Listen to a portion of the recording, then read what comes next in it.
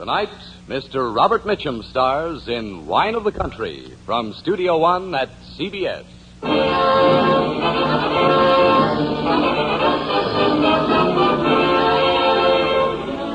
believe you neglected my after-dinner kiss.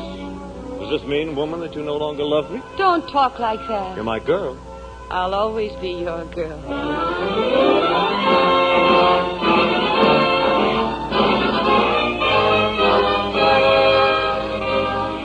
We invite you to Studio One, radio's celebrated playhouse of dramatic entertainment, featuring the world's great novels, stories, and plays in special versions for listening.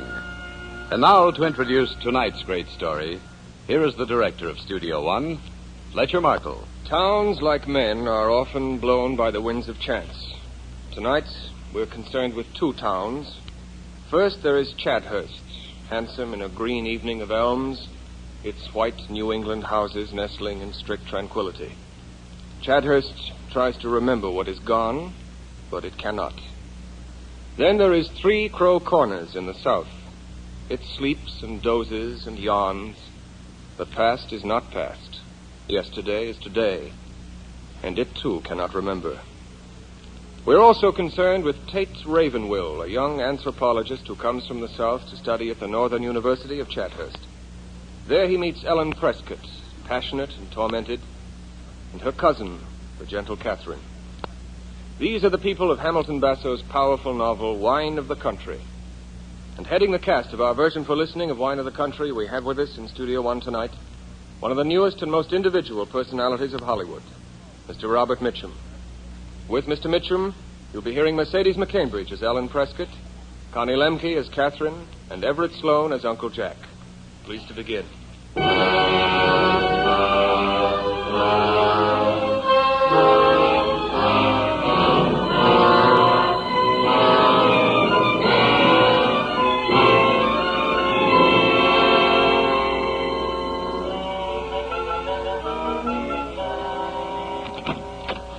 Ellen, hello. Catherine. Were you waiting up for me? Darling, it's so late. We were worried. Where have you been? Around town. With a friend. You might have phoned. Oh, what could happen to me in Boston? I was afraid you were stuck somewhere in all this snow. So you've been sitting here in the hall waiting for me? Oh, really, Catherine, when will you realize that I'm perfectly capable of taking care of myself? I wasn't sitting here waiting for you. I was in the living room when I heard your taxi stop at the door. Glad to hear you talking with someone, that he brought you home. I won't tell you who it was, if that's what you're after. No one's business who I was out with tonight. Or any other night. I didn't mean that, Ellen. And now, if you're quite finished with your questions, I'll go on up to my room. No, don't go upstairs. Not yet. Why not?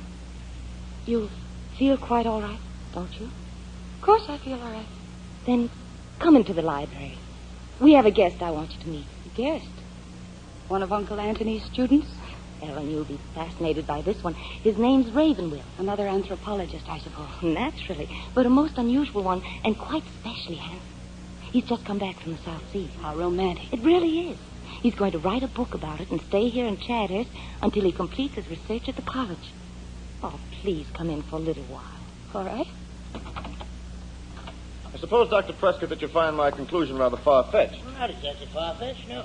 Oh, Ellen, come in, my dear. Ellen, this is Mr. Tate Ravenwill, my niece, Ellen Prescott. How do you do? Hello. Please go right on with what you were saying, Mr. Ravenwill. Yes, what was this conclusion Uncle Anthony would find so far-fetched? Well, from my studies, I have reached the conclusion that Polynesian culture degenerated because the people of the islands lost faith in their gods. Oh, yes, faith. Oh, now, Ellen. As I said, I hardly think that a far-fetched or even unusual conclusion. All through history, you'll find civilization after civilization which decayed and disappeared because the people no longer possessed a faith to cling to. What you're really saying, sir, is that modern man has become a confirmed skeptic. Our skepticism has passed the stage of being healthy because it's led us to deny the real existence of anything.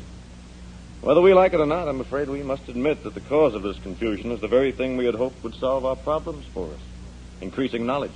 Knowledge cannot possibly cause confusion, Mr. Ravenwill, unless we go to it expecting to be handed ready-made answers to our problems. It's essential to realize that knowledge does not provide such answers. It merely gives us a perspective from which to view those problems more clearly and to solve them more effectively. Then can you tell me why more problems aren't solved? The answer's simple, Ellen.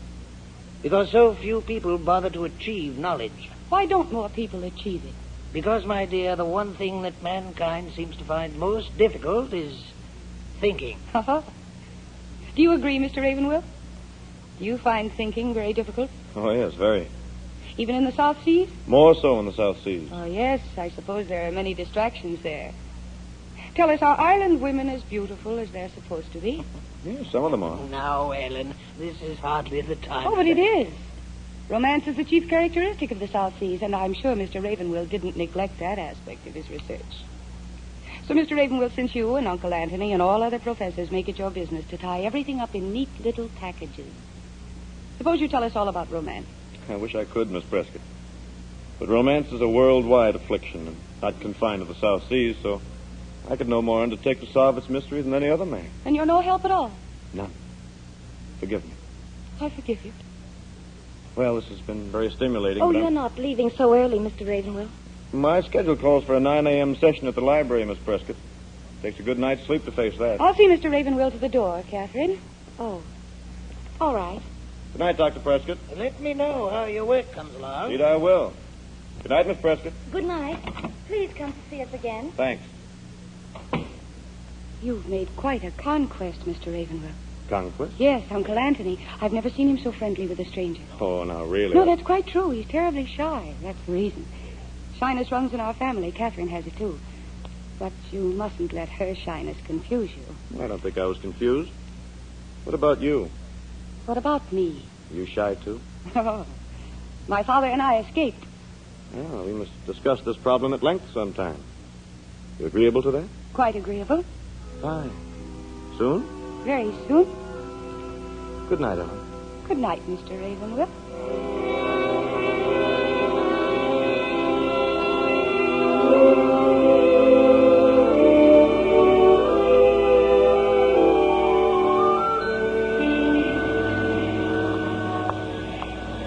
Well, hello there. Oh, good morning. You like to unburden some of those packages to me? Oh, yes, with pleasure.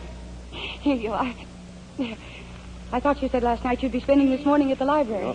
Beware a woman with a good memory. See, my brain needed an airing and my stomach needs breakfast. You mean you haven't eaten breakfast? Not a real one. You want to keep me company while I remedy the situation?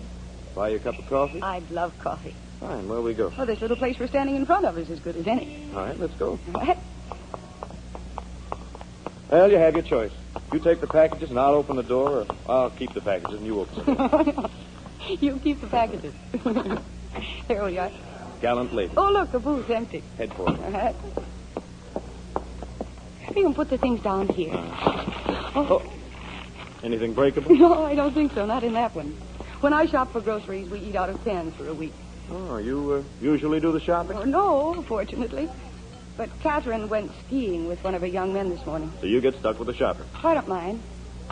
Catherine deserves a little fun. Don't you? Fun is rather wasted on me. What'll it be, Bud? Oh, coffee for the lady. Sure that's all you want? Mm-hmm. Large orange juice, ham and eggs, and toast, and coffee for me. Right. And a glass of milk. Right. So fun is wasted on you. Why? I don't know, it just is. But Catherine is different. So? But you don't know how wonderful she is. She's a fine person, really fine, I mean. I had a bad time once, and if it hadn't been for Cat... Well, she's wonderful, that's all. Why some man doesn't carry her off is beyond me. Yeah, but you, what about you? What about me? You talk about Catherine, but you don't talk about yourself. I thought you wanted to know why some man didn't carry me off. Oh, the reason for that is obvious. Men are fools. Well, what do you want to know about me? Whatever you want to tell me. I'm 26. I've lived in Chadhurst since my father died 4 years ago. Before that, I traveled all over the world with him. He was in the diplomatic service. And that's all there is. Oh, no, that just tells me what you've done, not what you are. You can't tell another person what you are, can you? Still in learning, that is. All right, then that's what I'll do. What? Learn what you are over a long period of time. Would you mind? No. I don't think I would.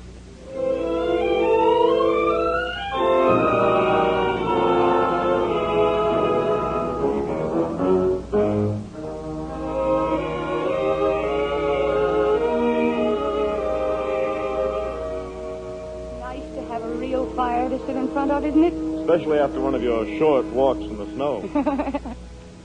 Are you tired? Oh, I'm exhausted. Oh, Tate. I don't suppose I ever will make a real New Englander out of you. Well, be patient. You've only been at it 3 weeks. 3 weeks, just 3 weeks. I've changed in that time, though. Not at all. You're just as lovely as ever. No. No, I mean, I was dead. And you brought me back to life. Take what you said the other night. You do really love me. More than I thought I could love anyone. You wouldn't just say it. It isn't what you always say. It's never been said before. Never? Not by me. Tate, I'd die now if it wasn't true. Because except for you, there's no one. And I couldn't go back to being what I was before you came. I couldn't go back to that craziness. Don't talk about it. Yes, I must. You sure you want to tell me? Yes. There was someone. It was 2 years ago. I thought I was in love with him. But you mustn't mind because it wasn't anything like this. You believe that? Yes. It isn't easy to tell you this. You don't have to. Yes, I do. I became engaged to him. And after the engagement was announced, 3 months before we were to be married, when I was buying my trousseau, suddenly there was another girl. He married her. Ellen, don't try to talk about it. It makes no difference. Yes, it does, because you don't know what it did to me. You don't Now, know. that's enough. Darling, you've said it all now. There's nothing more to be said.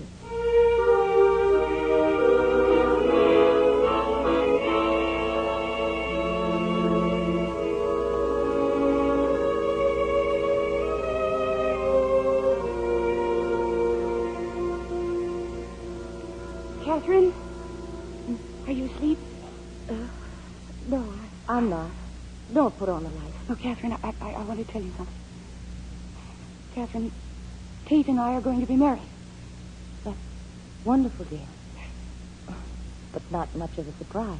Why, do you mean it showed? On both of you. Oh, Cat, I love him so. And I want to be a good wife to him. I want to make him very happy. And he mustn't ever be sorry that he married me. Well, I hope you don't say such ridiculous things to him. Have you set the date? Early next month. There isn't any reason to wait any longer. None. Cat, you like him, don't you? Like him? Of course. Why do you ask? You're always so quiet when he's around. It's almost as though you were avoiding him. Do you really expect everyone else to dote on him and hang on his every word the way you do? No, of course not. Then you do like him. I like him and approve him. Does that satisfy you? Now run along and get some sleep. All right. Oh, Cat, I wish you were as happy as I am. Someday, perhaps I will be. Good night. Someday, perhaps I will be.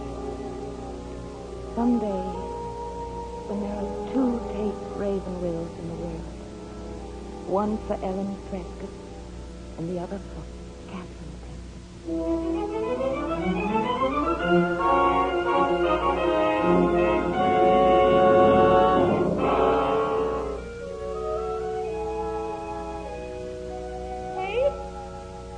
Tate, darling, where are you? In the kitchen.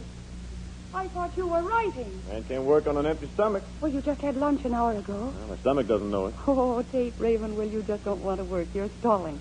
Have I had my early afternoon kiss? No, look, I have something to show you. Oh, it can wait. No, Tate. The cleaning woman's here. She'll see it. Is there something indecent about a man kissing his wife? Oh, you're impossible. You come here. No, you can't master me, hey, you brute. Hey, no fair kick. Oh, now look. You've torn the newspaper right where it had our names in it. Our name? Yes, look, right here. See? Mr. and Mrs. Tate Ravenwill have returned to Chadhurst from their wedding trip. The young couple will remain in Chadhurst for a few weeks and then spend 3 months in Mr. Ravenwill's native town of 3 Crow Corners, Carolina. During that time, Mr. Ravenwill plans to complete his book on the... Well, then it goes on about the book. Tate, is that really its name? 3 Crow Corners. It is, yeah. What sort of a place is it? Oh, it's a town and rice fields, a big swamp, a few truck farms. Do you think your family will like me? You think they could help it? I hope not. Say, how'd you like to come with me to New York tomorrow when I sign my teaching contract for next autumn? We can have dinner, see a show. Well, that sounds very extravagant, very beautiful. There's only one thing wrong with it. Tomorrow is the day of Aunt Abby's party, and I'm the guest of honor. Oh, no way out? None. But look, Catherine's still visiting in New York. Why don't you treat her to that dinner and show? It would be so good for her. I don't like being good for people. Not even for Not Cat? even for Cat. Please, Tate. Please take her out. Now, look, let me make my own date. Well, that's a fine thing. As though it were every wife who'd urge her husband to go out with somebody else. Darling, your medal will be here in a moment for valor in the face of the green-eyed monster. Hey, what's the matter? Nothing? Was it something I said? Apparently, I don't appreciate your kind of humor. What are you talking about? What right have you to say that I'm jealous of you? What right? Have I ever shown it? Have I? Ellen. Even at the party Catherine gave when we first came home. Did I ever mention the way that stupid, lisping Carter girl fawned all over you? And you let her? You enjoyed it? Did I ever say anything about the way you walked up and down the beach with that silly redhead when we were on our honeymoon? And have I ever mentioned the picture you have in your desk of that half-naked South Sea Island girl? Oh, I've seen it there, even if you do keep saying that island women meant nothing to you. That happens to be an illustration for the anthropological book, which, as you know, I happen to be writing. Aren't there any other pictures you can use? There are about 500 other pictures. If you saw that one, you must have seen the rest of them. Is that all you have to say? Are you quite finished? Kate, don't talk to me in that tone. Oh, I'm sorry, Kate. I'm sorry. I am jealous. I am. I'm terribly jealous of you. But forgive me, Kate. I can't help it. I try not to be. I try so hard. But that's the way I am. And I'm in love with the way you are. No, don't say anything more. Just hold me. It's awful to quarrel with you. And to hear you talk so coldly. Because now I know what losing you would be like. And I couldn't stand it, Kate. I'd die. I'd die if I lost you.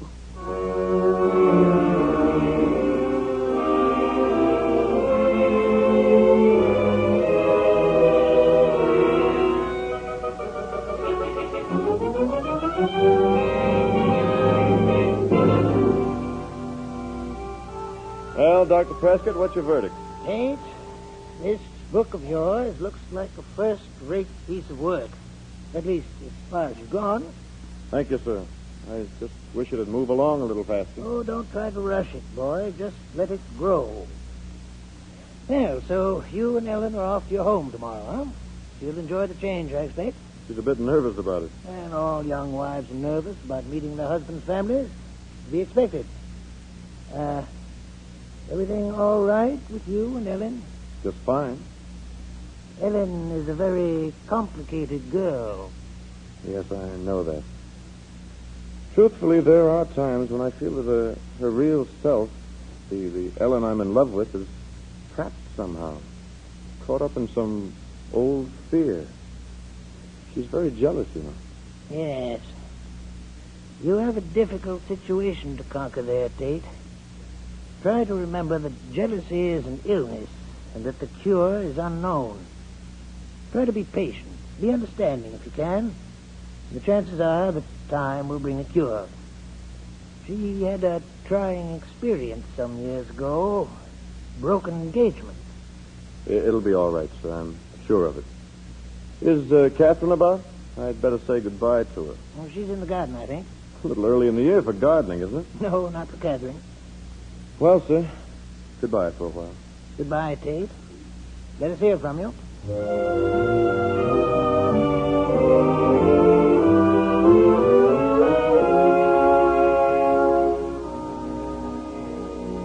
Catherine? Hello there. Oh, hello. What are you working on? These irises. I never can get them the way I want them. Ah, you're a perfectionist. With iris, yes. You remind me of my brother Ned. Does he like iris? Well, I'm not sure he likes them, but he raises them. He also raises camellias and a dozen others. He wanted to be an artist, but he gave it up because he decided he wasn't good enough to be the best. So now he's a gardener. I can understand that. Can you? Say, will you please stop poking at that earth and get up here where a man can look at you? But This is the last time for 3 months you can rest your eyes on my angular face and you keep your head buried in the dirt. Am I going to have to lift you up? Tate. Come here. Here. That's better. Now look up at me. Catherine, what's the matter? There's nothing the matter. You're not ill. Of course not. All right, if you say so, I'll believe you. I think I'd believe you no matter what you say. I'll miss you, Cat. I'll miss you and Ellen, too. I wish I could understand what it is that puts you in a class by yourself. Me? You. Ellen came close to it one day. She said you have character with sensitiveness, softness with strength. You and Ellen talk about me? Oh, often. What in the world do you find to say about me? I'm such an ordinary, dull sort of creature. Catherine. Yes? I don't suppose I'll have a chance to see you before I leave, like this, I mean. I don't suppose so. Then, for goodbye's sake? For goodbye's sake. Now, kiss me really. That was really.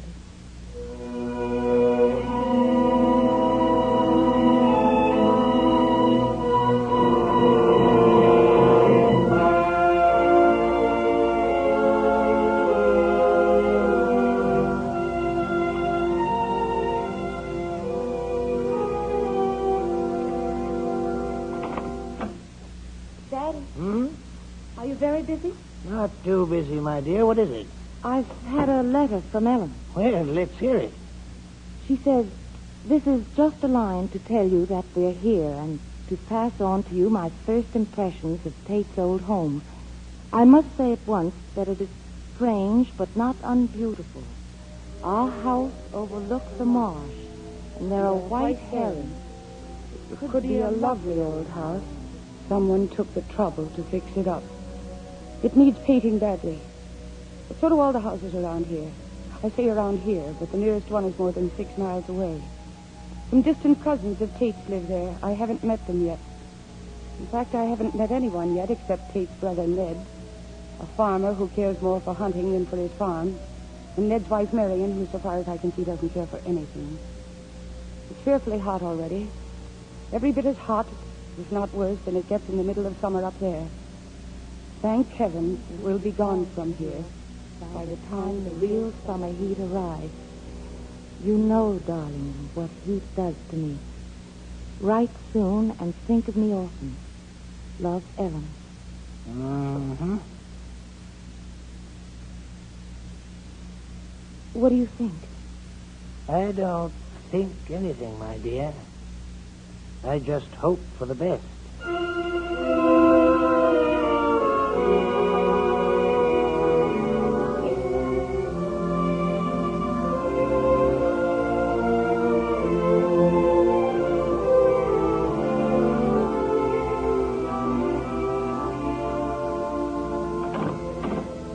Tate Ravenwill, where have you been? Oh, you look a sight. Good clean dirt, you see, lady. Been helping Ned with his blasted gladioli. But, darling, did you forget that company's coming? Oh, they're here. What? Oh, don't worry. They didn't see me in this condition. I came up the back steps. Well, I better get cleaned up. All right, I ran your back for you. Good girl. Tate, what are they like? Who? The Blakes, these cousins of yours? Oh, just like other people. You mean like other people around here? What's that supposed to imply? Nothing? Come on now. What is it? Well, it's just that...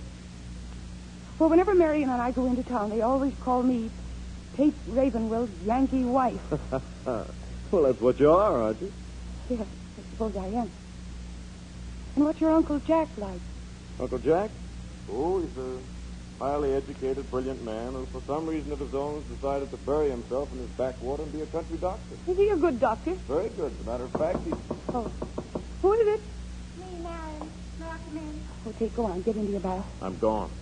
Oh, yes, come in. I was wondering what was keeping you. My, you look nice. Thank you. But you look a bit pale. Is the heat bothering you? Oh, no, I'm just not used to it yet. Well, why don't you come on downstairs? Folks are all on the porch. bit cooler down there. Well, I'd rather come down with Tate. Oh, he won't mind. Anyway, the Blakes and Uncle Jack really came over to see you. They've seen Tate already. They have? Cynthia Blake said Tate was at their house last week, day or two after you got here. Oh? Well, then, yes, I will go down with you. Tate, I'm going down with Marion now. All right, John, I'll get there as fast as I can. You'll like the Blakes. Yes, I hope so. Me and Cynthia used to be good friends. Why aren't you good friends any longer? Oh, drifted apart since our marriage. You know how it is. I can't get away from the house much. I wish you'd let me help you with the house now that I'm here. Oh, no, I couldn't let you do housework. Well, why not? Well, it wouldn't be right. You're a guest. Yes. Well, all right, if that's the way you want it. Well, here she is, folks. Yeah, here she is, folks. Here's the Yankee woman Tate brought home. Ned, you hush up. Ellen, this is Harry Blake. Howdy. How do you do? Jack Blake. Hey, you. And Tom Blake. Howdy. How do you do? And Cynthia Blake. How do you do? Hello. And this is Uncle Jack Shaw. Hello there, young woman. I told Tate to bring you to see me 3 days ago. Finally had to drag my old bones all the way over here for a sight of you, I did. I see it was worth it. Sit right down here next to me. Oh, thank you. Where is Tate, Mrs. Ravenwill? Why, he's getting cleaned up. Cleaned up? Is he afraid of a little dirt? Or did you make him get cleaned up? I don't make him do anything. A little dirt's good for you. Even I know that. Yes, that's quite obvious. You asked for that one, Ned. Fair on that one, Ned. You don't bother me none. Who doesn't bother you none? Your missus just got a good one off on Ned. You did? What'd you say, darling? Oh, it wasn't anything. Mrs. Ravenwill, you don't know what a compliment Harry pays you. That's his pallbearer suit he has on. He only wears it at funerals. Don't you believe anything they say, Mrs. Ravenwill. All they do is think up stories about me. Oh, never you mind him, Say, Harry. Ned, you know that deer hunt Harry went on last week? Know what he came back with? A pack of morning glory seeds and a dozen eggs. Hey, Jack, you got your guitar with you? Yeah, of course I do. What do you have, Dave? You want to sing, Ned? I don't. No. And you just go and play, Jack. What'll it be first? Whatever comes into your head. Hold on there, Jack. Stop. Ned. Be quiet. Listen. Tom-tom. Listen to them, Ellen. First time I've heard tom-tom since I've been back. What are they, please? What are they? The field hands, they have drums like voodoo drums. At night after the day's work is finished, they dance a little. I don't like it. Well, then let's have some music of our own. All right, play something, Jack. All right. I'll be glad to sing. Go down, Moses, way down in Egypt land. I can still hear the drum. Well, don't listen to it. Come on, sing. We'll all sing.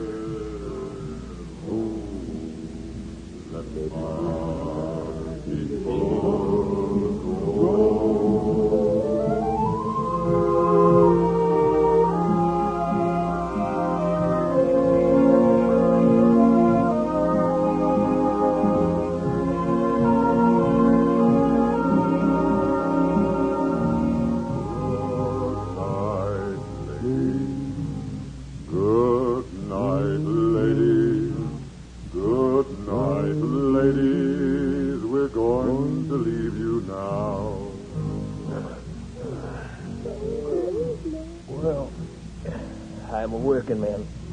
Gotta get some sleep. Yeah, me too.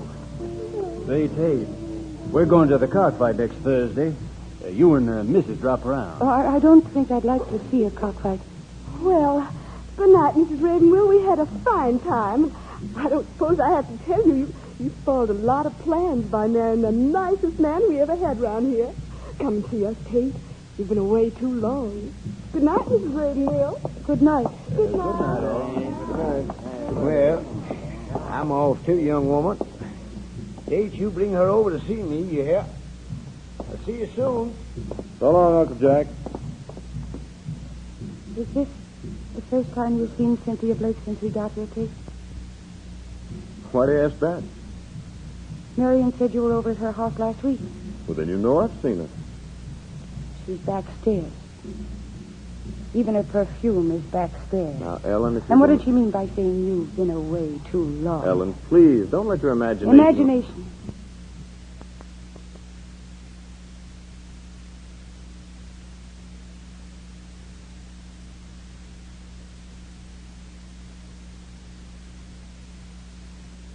Was I imagining the way she followed you into the kitchen when you got the drinks? It took you an awfully long time to get those drinks. What were you two doing in there all that time? Ellen! No, what were you doing? And what did she mean by saying you'd been away too long? I haven't the faintest idea. It's probably just her way of talking. It's a rather strange way, isn't it? I suppose so.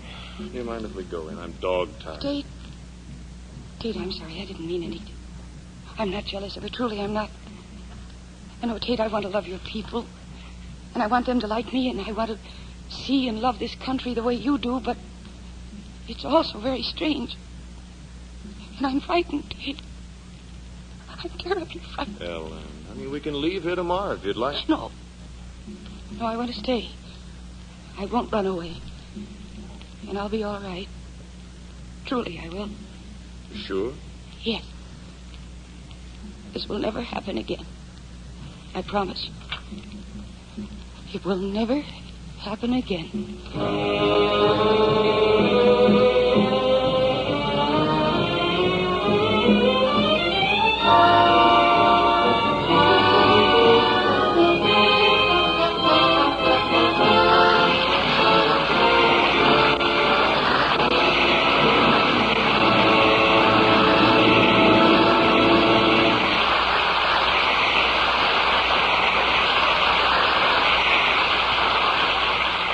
From Studio One, radio's celebrated playhouse of dramatic entertainment, you are hearing Mr. Robert Mitchum starring in Wine of the Country, a version for listening by Lillian Shane of the Hamilton Basso novel.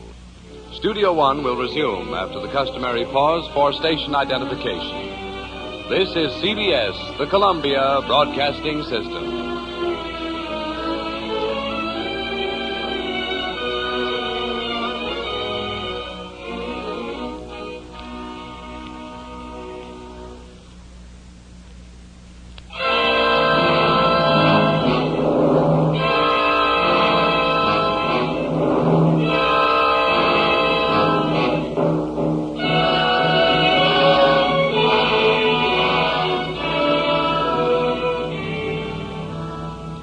From Studio One, we continue tonight's full-hour dramatic entertainment.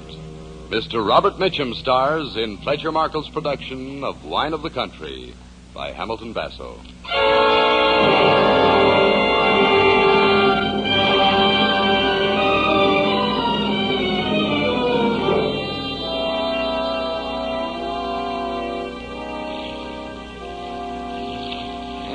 Tate, you got a nibble yet? No, not yet, Uncle Jack. Well, if they're not going to bite when we keep still, we might as well talk a bit. What have you been doing with yourself these past weeks? Thinking. Hardest work a man can do. What have you been thinking about? Reasons why a man would want to sit down and write a book about the South Sea. Find any reason? Not one. Who cares about the decline and fall of Polynesian culture when our own civilization is crumbling in front of our eyes? This is no time for that sort of thing. Oh, I don't know. If this time seems worse to you than other times, it's only because you're living in it. I wish that were true.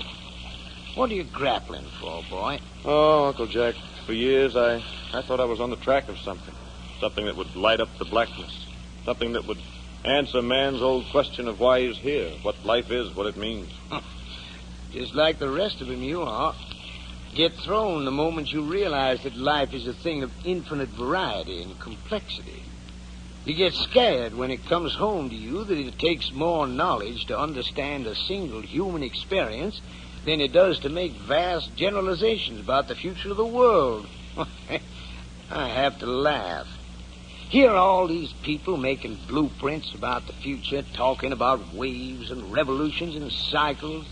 And here is every individual man in his own little puddle, living, loving, begetting, dying, splashing little or splashing big, trying to find some meaning. All these arrogant fools trying to read meaning into it, as if life needed man to give it meaning. You're trying to say what some of the books say, that it's all blind purpose, purposeless, senseless striving? No, I'm saying that the meaning of life is to live, to be alive. What more do you want? Something that won't make you afraid of the dark? Is that the best you can do? Is that what you want men to live by? Why do you keep talking about men? You're really only talking about yourself, aren't you? Yeah. Well, what are you going to do about it? Well, the only thing I can do is follow the line I've been thinking. Start doing something with my hands, work with my body as well as my brain. Where does that lead you? Straight out of the classroom. Away from writing this blasted book. You're going to give it all up, Have to. To do what? Stay right here and help Ned grow his flowers. I think he's got the right idea. What does Ellen think of staying here? She doesn't know yet. What does she say? Well, I think she's used to the place now. What makes you think that? Everything's been fine this past month. But what's going on inside her that she isn't telling you about? You know, summer will be here soon. It's a tough country in the summer. Oh, she'll be all right. And, if she isn't? Well, in that case, I don't know what'll happen. Made up your mind, have you? Yep. And I'm sorry to see you join the race, Tate. What race? The one where everybody's trying to get what they want by running away from what they got.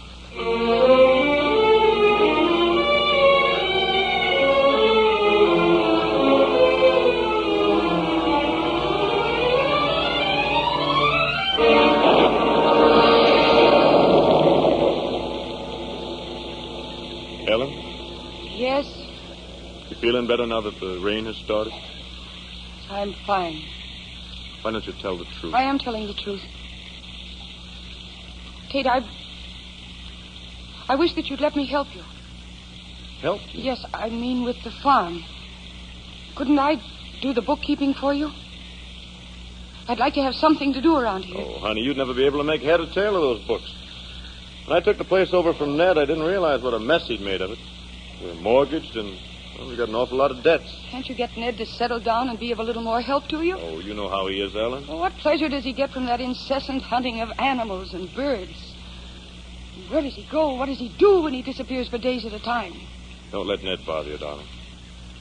Incidentally, I believe you neglected my after-dinner kiss. Does this mean, woman, that you no longer love me? No, don't talk like that. Not even in fun. You're my girl? I'll always be your girl, Tate. It's so wonderful when we're together.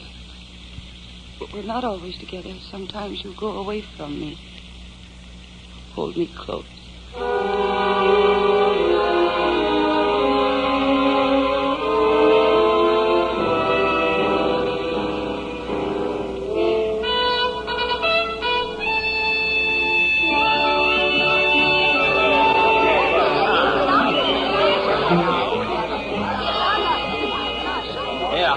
Hi, Tate. Hi. Hello there, Mrs. Ravenwell. Sure glad you came. Thank you. Ellen's never seen a cockfight, Harry. I told her it's something she ought to see. You got a good one fixed up for today? The best. Ned's putting that rooster of his up against Tom's General. We all think Ned's cracked to do it. That bird of his is an amateur. Oh, Ned knows what he's doing. It's his bird. Excuse me a minute. I gotta help Tom. Yes, of course. Well, young woman, I didn't expect to see you here. Nor I to see you. Oh, I always go to a cockfight, but not to watch the birds, to watch the people. You take my advice and do the same. You'll see something you never saw before. Hello there, Mrs. Ravenwell. Hello, Miss Blake. Hiya, Tate. Hi, yourself. Mrs. Ravenwell, your husband said the awfulest thing to me yesterday. Oh, what was that? He said that Southern girls, from the time they're 12, are taught to run after men. He said their whole approach to life is biological. Isn't he just awful? Oh, say, they're about to begin. Let's get over there, huh? You ready, Tom? Let's go. What's the matter? You stalling this way? You scared of losing? The general will take that rooster of yours with one lick. You want to bet? We got a bet, ain't we? I got $10 million on the general. I'll take you on that. Who's referee? How about Jack? That suits me. Gather around, folks. Let's get right in front. No, I'll stay back here. Oh, no, honey. You got to get a real look at this. Come on, right up in front. All right. Well, the thing to remember, Ellen, is the birds don't feel any pain. Well, it's pleasant for us to think so. You mean... Well, it's probably true. There's the general, darling. Tom's holding him. Isn't he a beauty? What are those sharp spikes on his legs? The gas. That's what they fight with. I see. Anyone else taking bets? 3-2 on the general. Make it 2-1. 2-1. Any more? I'll take it. You're on. Any more? You know you think you've learned to fight, Ned. Now get started and prove it. Let's go. Let's go. All right, gentlemen. Are you ready? Ready? Fill your birds. Watch this, Ellen. Pitch your birds. Here it is. Pitch. This is it, Ellen. Watch. Shut your mouth. It ain't over. Look at that. Look at that rooster there. He's a shuffle fool for sure. He's hot. Handle. Just separate them now, Ellen. Watch closely. I'm watching. Pitch. Handle. That's one for my fella. Any more of that 2-1 money round? Oh, any fool rooster can get him a lucky lift. Lucky my foot. Pitch. Handle. Yeah, General, it's all over but the crow. Your chicken flicks, man. Why don't you give up? I ain't giving up. He's my rooster, and the general's got to kill him for his licks. Pitch. Tate, I'm going. Going where? I've got to get away from here. Well, what's I wrong? can't stand this. Why not? It's horrible. I can't stand it any longer.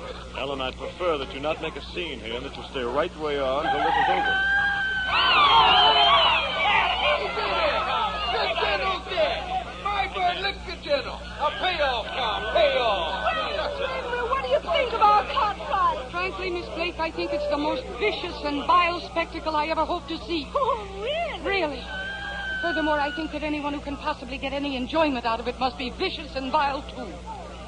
Tate, are you coming home now? I'm staying here for a while. You're sure that's the way you want it? I'm quite sure.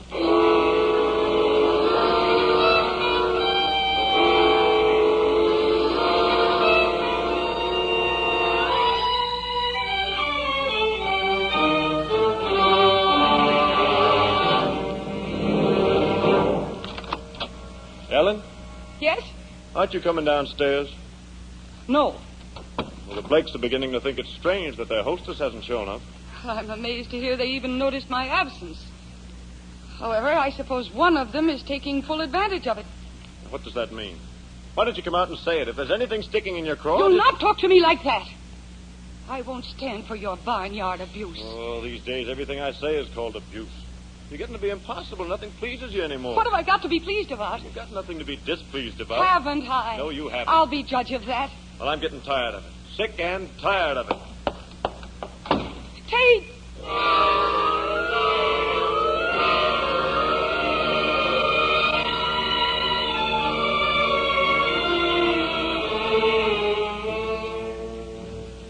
Dear Catherine, I'm writing to you for two reasons. First, I know you must be worried about Ellen because I know she hasn't written to you for the past 3 weeks. Second, I need your help. Your help for Ellen and for me, too. What's been happening between Ellen and me isn't her fault, and I only hope I'm right when I say it isn't mine, either. I know she still loves me, and I love her, but heaven knows what'll turn out if she doesn't get away from here for a while. She won't leave, though, and she won't let me leave. Will you write to her, Cat?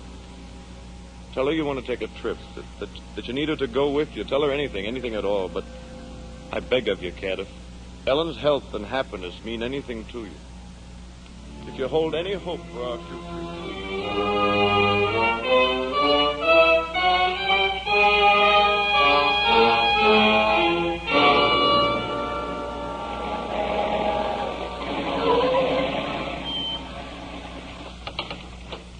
Hey, is that you? Yeah. Lunch ready, Miriam? You got to get back out to the fields. Hey, you better go right on inside. Ellen's sick. Sick? What's wrong? Well, I don't know. Uncle Jack's with her. Where is she? I put her in my room. So cooler there.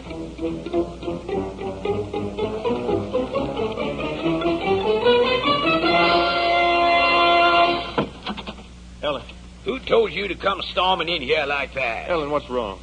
Nothing, Tate, nothing. What's wrong with Uncle Jack? She said it. Nothing. Nothing that won't be cured by getting her out of this heat. Well, I've got 4 children waiting to be born in a case of the measles back in town. Now, you follow my advice, young woman. I'll think about it. Now, you do it. I'll drop around tonight. Keep an eye on her, Tate, yeah? All right.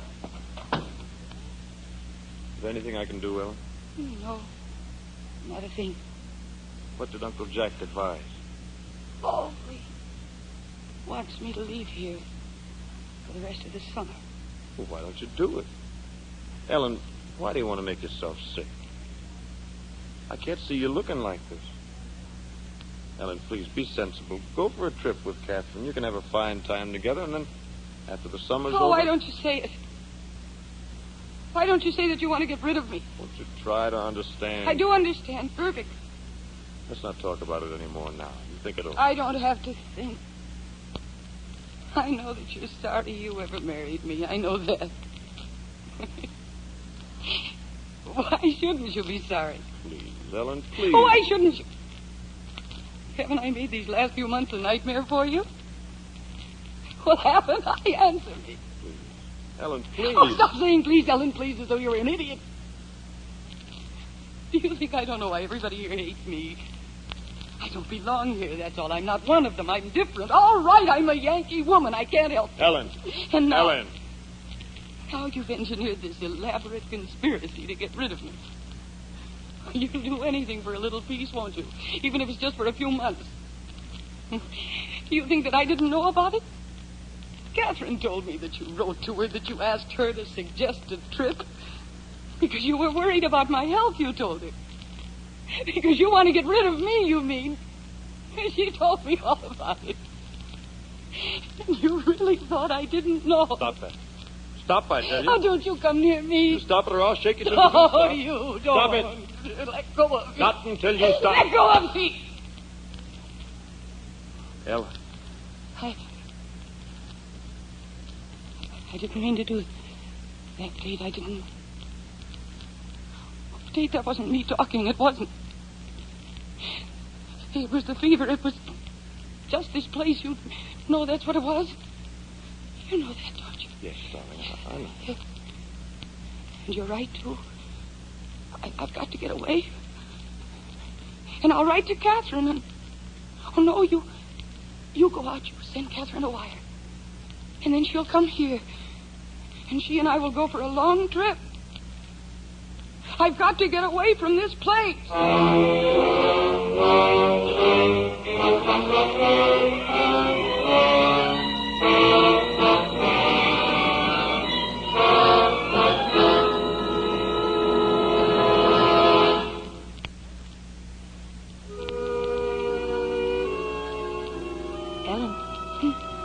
Ellen.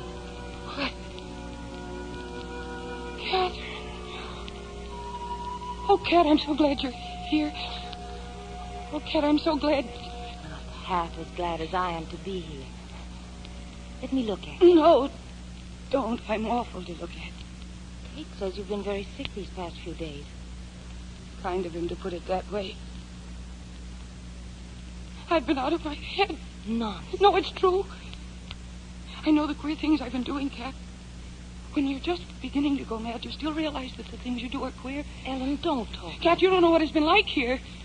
No, you don't know. It's this awful heat, day and night, without a break. We'll be out of it soon, dear. Everything will be all right. Yeah. Now lie back and rest. You know, I didn't come here to get you all upset. Oh, where are you going now? Marion picked me the most wonderful smelling breath. I'll swallow it in a minute and come right back here. Yes. You and I have lots of plans to make about our trip. Oh, yes, we do our trip. I'll promise you'll rest quietly until I come back. Yes, I promise. I won't be long. It's the trip. It's the trip. It's coming. Here, now. Well, I'm not going for a trip. I'm going to go away forever. And it'll be forever. Because once he's free for a while, once he's free of my moods and my nerves and my craziness, he won't let me come back. Why should he let me come back? And if I leave now, then I'll never see him again. If I go, it'll be the end. But if I stay, it'll be the end, too. Oh, what can I do? What can I do? I could stay here 7 months a year and then go away for 5 months when it gets hot. But it isn't only the heat. It's this place. It's alive. and it creeps. I'll go mad if I stay here. I'm a little mad as it is. Oh, I'm not mad. How do I know that? How do I know I'm not mad already? Oh, yes, it's happening. I know it's happening. Oh, God, get me out of here before it happens. It's this place. It's this place. Oh, no, I can't leave him. He's all I have. Without him, there'll be nothing. Yes, I am mad. I'm beginning to hear noises in my head. No. That's real. That's thunder. There'll be rain. And the rain will bring coolness. And I won't have to go away. And I can stay with him. It's going to rain. I can stay with him, and it's going to rain.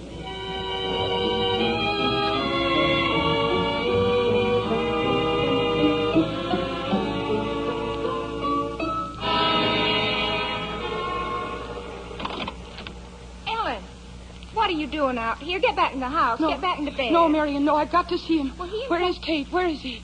He and Catherine went for a walk in the swamp. I wish they'd get back. That rain's going to break soon. Catherine said she'd come back to me. Well, she did. They both did. You were sound asleep. Asleep? I don't remember being asleep. I was not asleep. You sure were. Which way did they go? Down the swamp path. Why? Where are you going? I've got to find them. I've got to tell them I don't have to leave. I can stay with him now. It's going to rain.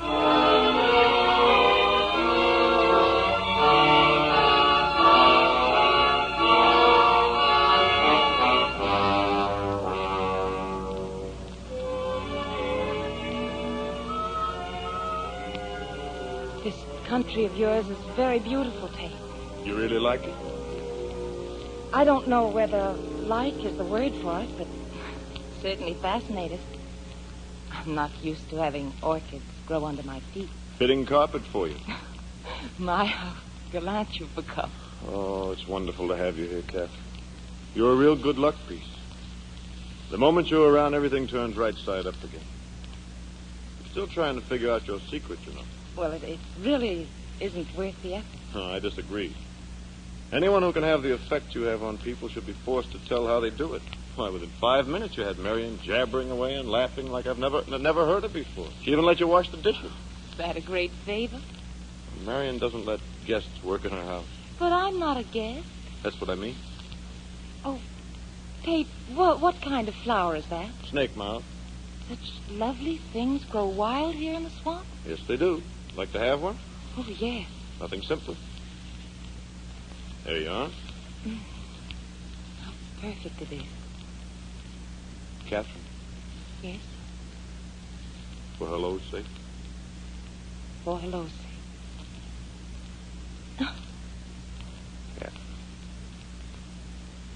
Catherine. There's nothing to be done about it, Tate. Nothing to be done except to forget. This isn't a good place to get caught in a storm, is it? Couldn't be worse. It'll come down in a rush now. We'll have to make a dash for the house. Come on. Oh, I do hope Ellen doesn't wake up before we get back. She'll be worried and upset.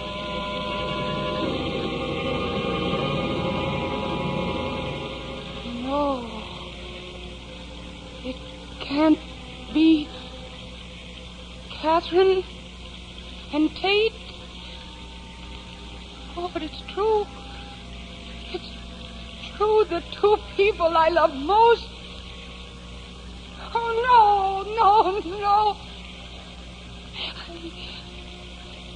They don't know that I saw.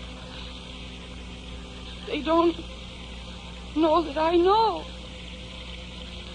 I've got to get away so they'll never know. I've got to run far away. Far away!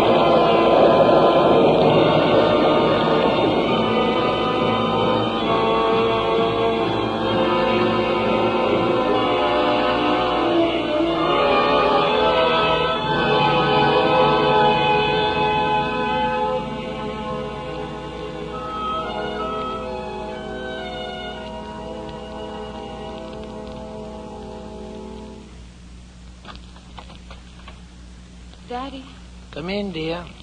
there's a letter from Tate. Yes? Read it, my dear, read it.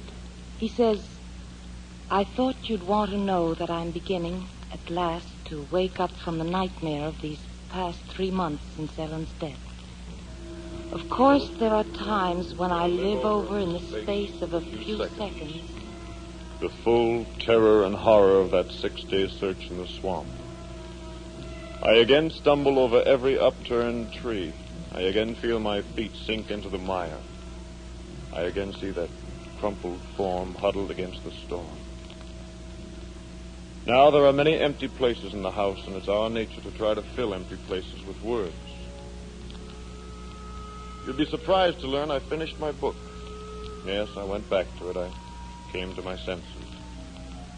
Some of us, you know, have to walk through terror to reach peace. What I did, I had to do. But it was because I made one terrible error. I distrusted the value of knowledge. For the time, I forgot what your father once said, that knowledge cannot give us the answers to our problems. It can only give us the perspective from which to view them clearly. Having forgotten that, I then tried to make myself into something I was not. Failing to realize that the penalty of denying your own nature is destruction. I plan to continue my writing without going back to teaching. The farm is going well, and I can combine the two interests. I'll send you the very first jonquils that appear.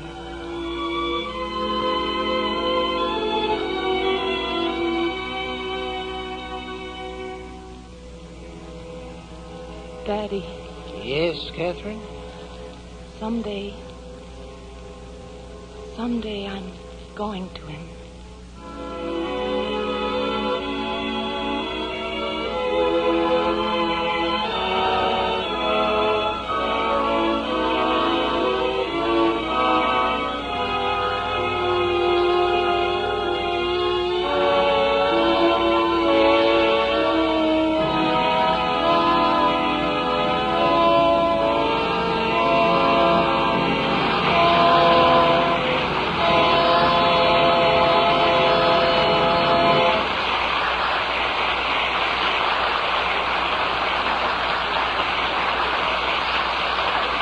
From Studio One at CBS, you have just heard Mr. Robert Mitchum, starring in Fletcher Markle's production of Wine of the Country by Hamilton Basso. Another of the world's great stories from radio's celebrated playhouse of dramatic entertainment. Tonight's script was prepared by Lillian Shane, and the original score was composed by Norman Lockwood and conducted by Alexander Semler. Now again, Mr. Markle. May a producer identify the principals in our cast tonight? In the foreground, Tate Ravenwill was played, of course, by Mr. Mitchum, soon to be seen in the RKO picture Rachel and the Stranger. Ellen Prescott. Was played by Mercedes McCambridge. Catherine Prescott. Was Connie Lemke. Uncle Jack. Was Everett Sloan. Dr. Prescott. Was Robert Dryden. Marion Blake. Was played by Hala Stoddard. Miriam Wolfe was Cynthia. Bartlett Robinson was Ned. And Tom and Harry Blake were played by Ian McAllister and John Merlin. Mandel Kramer, Ivor Francis, Hedley Rennie, and Louis Quinn assisted. Tom Scott was the man with the guitar and the song. Next week from Studio One, we present you with the final work of a very great American author, whose writing is almost unknown to radio. As native to his time and place as Mark Twain was, and as Sherwood Anderson was, and as Ernest Hemingway is, this writer is our most reliable authority on the brightness and music and confusion of young Americans in and out of love. I'm speaking so warmly, of course, of the late F. Scott Fitzgerald. And next week we bring you his full-length portrait on a typewriter of a very influential man on the American scene, Hollywood's producer of motion pictures. The name of Mr. Fitzgerald's producer is Monroe Starr, and his story, told by the woman who thought she knew him best, is called The Last Tycoon. It's a very wonderful and special story. And to help bring it to life for you, we're having with us in Studio One next week a very wonderful and special star, the most accomplished lady of Broadway and Hollywood, Miss Betty Field. We hope you'll be with us. And now until next week, until Betty Field in The Last Tycoon, this is Fletcher Markle with a good night and thank you from all of us in Studio One. This is Lee Vines, and this is CBS, where 99 million people gather every week, the Columbia Broadcasting System.